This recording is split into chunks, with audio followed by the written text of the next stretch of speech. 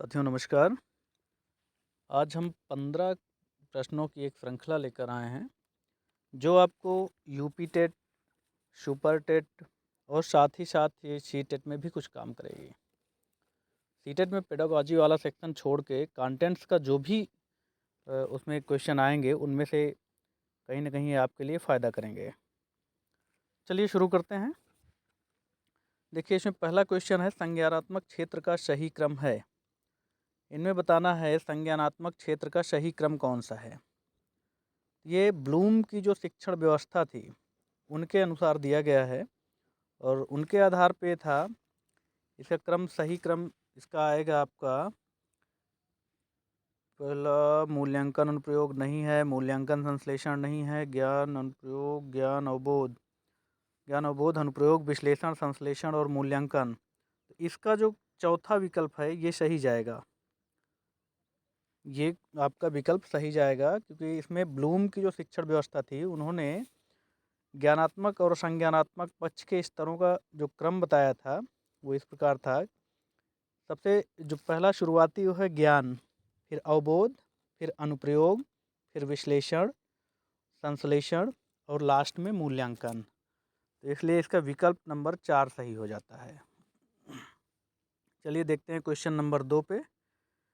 Question number 2 है आपका, निम्न में से कौन सा अच्छे शिक्षण की विशेषता नहीं है। चलिए इस पे सोचिए, कौन सा नहीं है। जनतांत्रिक, सहानुभूतिपूर्ण, स्वेच्छाचारी, वांछनीय सूचनाएं देने वाला। इनमें से कौन सा नहीं है, विशेषता पूछा है कि नहीं है।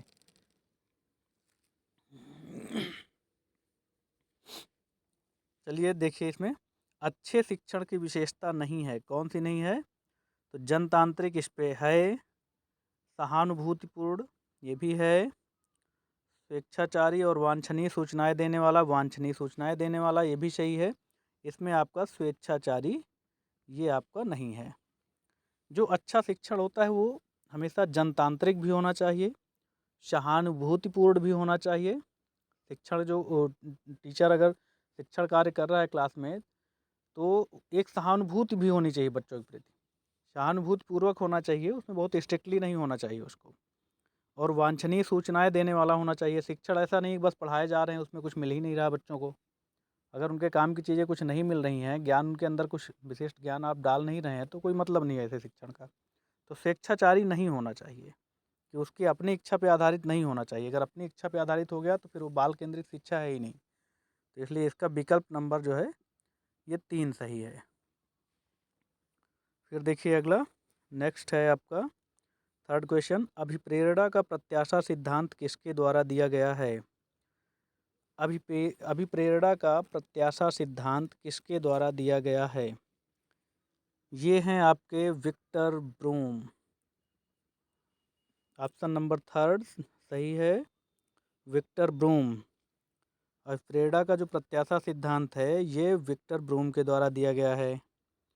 नंबर 4 है, अग्रिम व्यवस्थापक प्रतिमान किस परिवार से संबंधित है। चलिए इसको बताइए, अग्रिम व्यवस्थापक प्रतिमान किस परिवार से संबंधित है।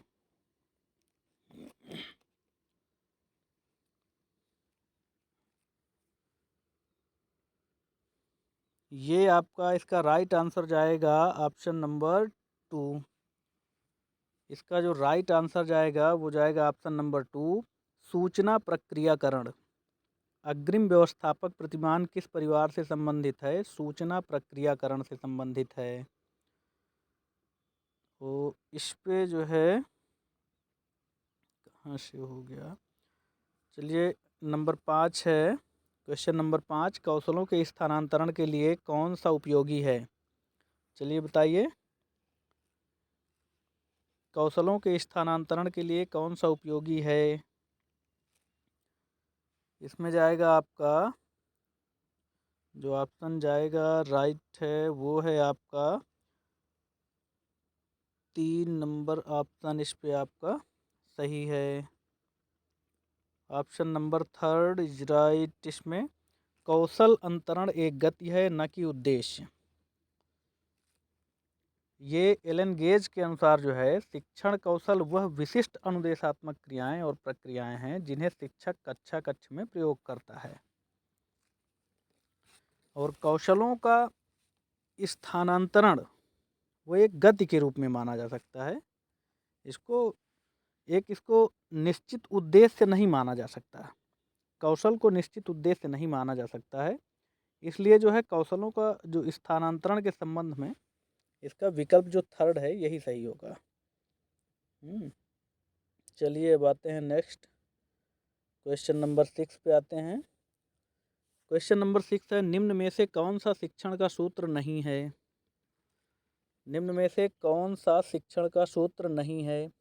देखिए, नंबर 1 है अनिश्चित से निश्चित की ओर, नंबर 2 है दृश्य से अदृश्य की ओर, नंबर 3 सरल से कठिन की ओर, 4 है निगमन से आगमन की ओर। तो इसमें जो इसके शिक्षण सूत्र हैं, अनिश्चित से निश्चित की ओर ये तो होता है, ये सही है। अनिश्चित से निश्चित की ओर, सरल से कठिन की ओर ये भी होना चाहिए, सही है। सरल से कठिन की ओर भी ठीक है। और निगमन से आगमन की ओर, दृश्य से अदृश्य की ओर, वैसे दृश्य से अदृश्य की ओर ये आपका नहीं होना चाहिए। ये आपका शिक्षण का सूत्र नहीं है दृश्य से अदृश्य की ओर, जबकि एक जो अच्छा शिक्षण होता है वो निगमन से आगमन की ओर ये सही होता है। हालांकि ये वाले क्वेश्चन पे आयोग ने अपना विकल्प नंबर 4 को ही सही माना था। हालांकि विकल्प नंबर 4 इसका सही नहीं है, क्योंकि जो शिक्षण होना चाहिए वो निगमन से आगमन की ओर ही एक अच्छा शिक्षण होता है। तो इसमें ऑप्शन नंबर 2 ये सही है आपका। ये शिक्षण का सूत्र नहीं है, दृश्य से अदृश्य की ओर शिक्षण का सूत्र नहीं है। चलिए नेक्स्ट क्वेश्चन पे, क्वेश्चन नंबर 7, सूक्ष्म शिक्षण चक्र का प्रथम पद होता है। चलिए इसको सोचिए। सूक्ष्म शिक्षण चक्र का प्रथम पद होता है,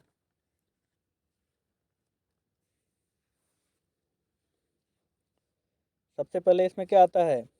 शिक्षण योजना बनाना, प्रतिपुष्टि, प्रस्तावना।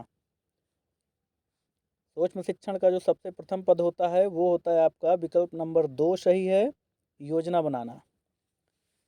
सबसे पहले होता है योजना बनाना, फिर शिक्षण और फिर प्रतिपुष्टि, और इसके बाद फिर है आपका पुनः पाठ्य योजना, पुनः शिक्षण और पुनः प्रतिपुष्टि।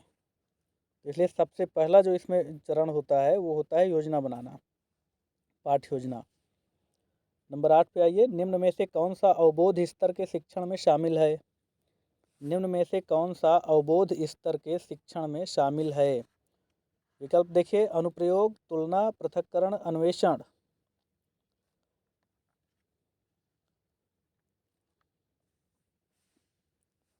निम्न में से कौन सा अवबोध स्तर के शिक्षण में शामिल है?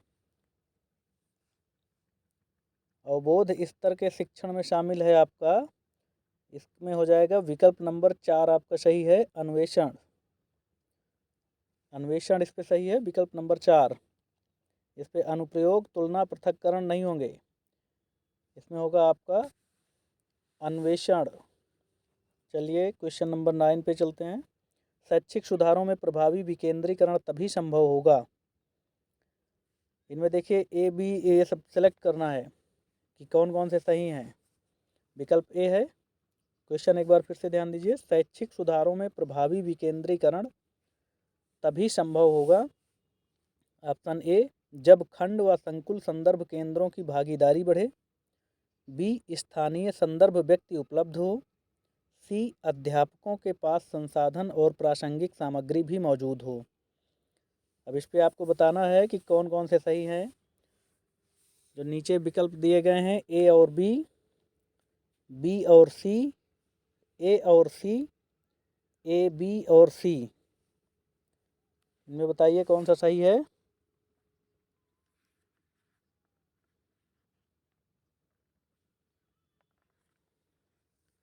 चलिए, इनमें शैक्षिक सुधारों में प्रभावी विकेंद्रीकरण तभी संभव होगा जब, इसमें तीनों विकल्प सही दिए गए हैं, ए बी सी तीनों सही हैं।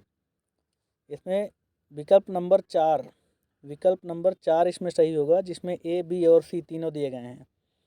शैक्षिक सुधारों में प्रभावी विकेंद्रीकरण तभी संभव होगा जब खंड व संकुल संदर्भ केंद्रों की भागीदारी बढ़े, बी है स्थानीय संदर्भ व्यक्ति उपलब्ध हों, सी है अध्यापकों के पास संसाधन और प्रासंगिक सामग्री भी मौजूद हो। जब ये तीनों विकल्पों में, तीनों ऑप्शन में जो बातें कही गई हैं, ये सारी चीज़ें अगर होंगी तभी प्रभावी विकेंद्रीकरण संभव हो पाएगा। चलिए क्वेश्चन नंबर 10 पे चलते हैं। क्वेश्चन नंबर 10 पे है, एक छात्र पढ़ रहा है, उसका नाम लेकर किसी ने बुलाया, निम्न में से किस संवेदना द्वारा वह से तात्पर्य छात्र, वह अपनी अनुक्रिया प्रकट करेगा। एक छात्र पढ़ रहा है, उसका नाम लेकर किसी ने बुलाया, निम्न में से किस संवेदना द्वारा वह अपनी अनुक्रिया प्रकट करेगा। स्पर्श संवेदना, ध्वनि संवेदना, दृष्टि संवेदना और प्रत्यक्षण संवेदना। चलिए इसको बताइए।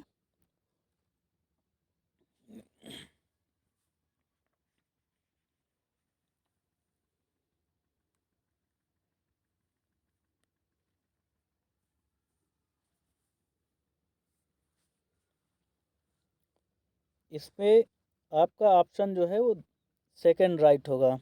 ऑप्शन नंबर 2 कहाँ चला गया।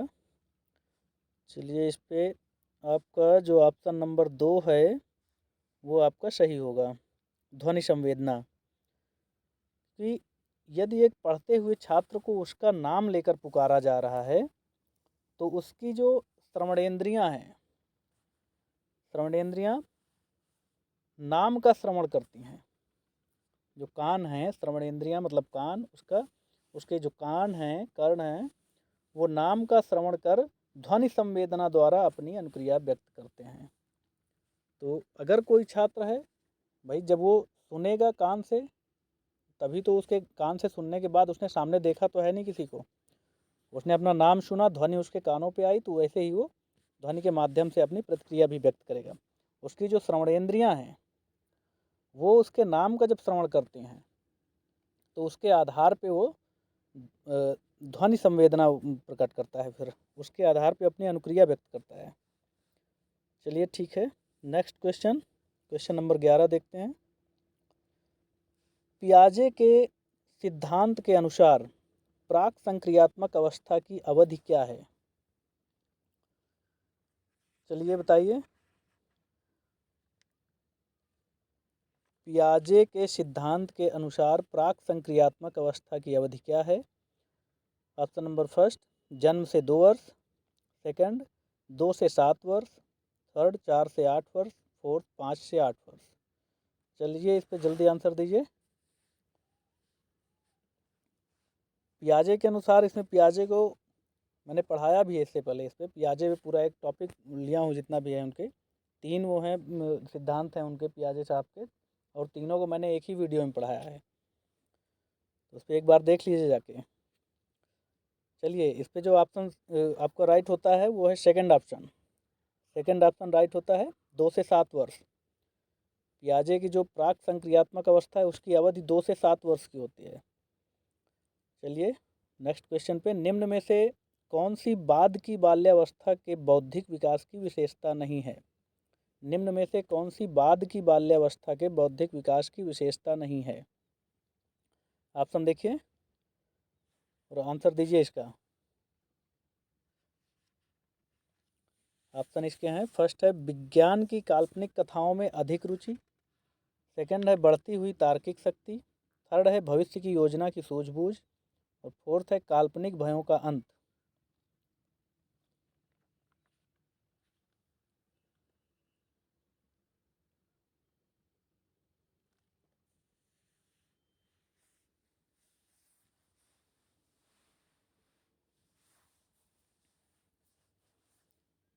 चलिए इस पे, निम्न में से कौन सी बाद की बाल्यावस्था के बौद्धिक विकास की विशेषता नहीं है।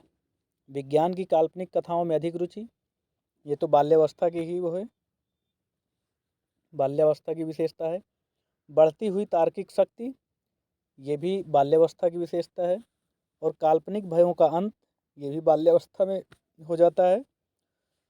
इसका जो विशेषता नहीं है, जो करेक्ट आंसर होगा वो होगा आपका थर्ड आंसर, थर्ड ऑप्शन, भविष्य की योजना की सूझबूझ। भविष्य की योजनाओं के बारे में बच्चा कब उसके बारे में चिंतन करना शुरू करता है, वो जब किशोरावस्था में होता है। बाल्यावस्था में उसके अंदर ये सारी चीज़ें नहीं होती हैं कि भविष्य को लेके चिंतित हो या भविष्य की योजनाओं को की रूपरेखा तैयार करे, वो बाल्यावस्था में नहीं होता है, वो किशोरावस्था की है। तो इसलिए इसका ऑप्शन नंबर 3 सही होगा। भविष्य की योजना की सूझबूझ ये बाल्यावस्था के बाद की जो बाल्यावस्था होती है उसके बौद्धिक विकास की विशेषता नहीं है। चलिए नेक्स्ट क्वेश्चन, इनमें से कौन मनोवैज्ञानिक भाषा विकास से संबद्ध है? इनमें से कौन मनोवैज्ञानिक भाषा विकास से संबद्ध है? इससे आपको एकदम श्योर होना चाहिए, इस पर किसी भी तरह का डाउट नहीं होना चाहिए। चलिए इसका जो ऑप्शन नंबर कौन सा करेक्ट है? Option 2 is correct. इस पे चॉम्स्की, भाषा विकास में सबसे आगे चॉम्स्की हैं। चॉम्स्की ने ही इसमें भाषा विकास के संदर्भ में बहुत कुछ वो किया है। चॉम्स्की का ही ये पूछा जा रहा है। भाषा विकास से संबंधित जो है चॉम्स्की हैं इसमें, और इसमें नहीं है कोई भी भाषा विकास से। चलिए नेक्स्ट क्वेश्चन, थार्नडाइक ने अपने सिद्धांत को किस शीर्षक से सिद्ध किया? बताइए इसको। क्वेश्चन नंबर 14 थार्नडाइक ने अपने सिद्धांत को किस शीर्षक से सिद्ध किया?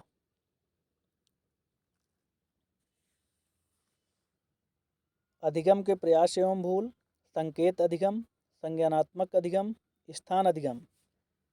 इस पे भी आपको किसी भी प्रकार का डाउट नहीं होना चाहिए। थार्नडाइक को भी हमने पढ़ाया है, इससे पहले हमने अपने एक वीडियो बनाया था, उसमें हमने थार्नडाइक को भी पढ़ाया है।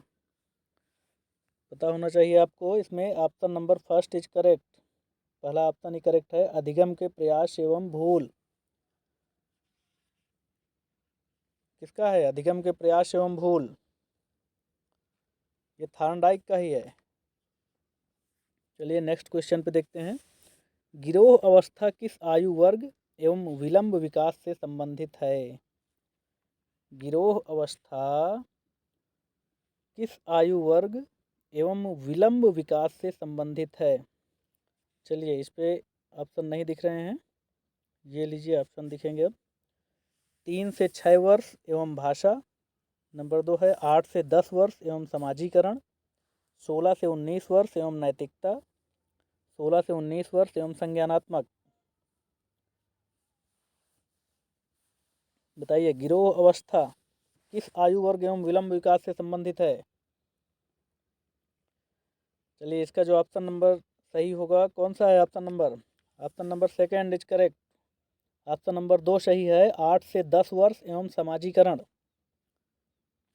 गिरोह अवस्था जो है ये बाल्यावस्था अर्थात बाल्यावस्था की जो अवधि होती है वो 6 से 12 वर्ष होती है, और इसी के बीच में 8 से 10 वर्ष के बीच ही गिरोह अवस्था को होता है।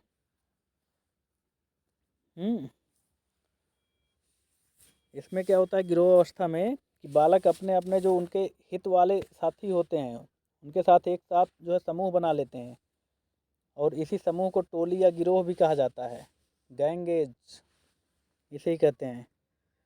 तो चलिए साथियों, आज के 15 क्वेश्चन कंप्लीट हुए, और फिर मिलते हैं अगले नेक्स्ट वीडियो में। चलिए आपको देखने के लिए धन्यवाद, बहुत बहुत धन्यवाद आपको। सब्सक्राइब कर दीजिए, लाइक भी कर दीजिए भैया, बेल आइकन दबा लीजिए अगर हो सके, सारे वीडियोज़ के आपको नोटिफिकेशन मिलते रहेंगे। चलिए थैंक यू।